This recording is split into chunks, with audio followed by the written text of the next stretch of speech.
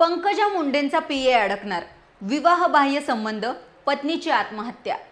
राजकारणात सध्या खळबळ माजली आहे।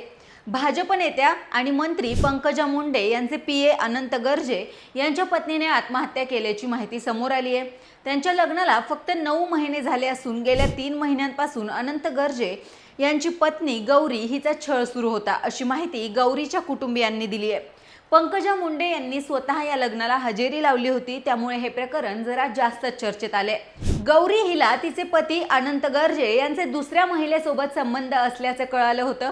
अनंत गर्जे यांचे विवाहबाह्य संबंध असल्याचे पुरावे देखील गौरीच्या वडिलांकडे असल्याची माहिती मिळत आहे। त्यामुळे तिचा छळ केला जात होता।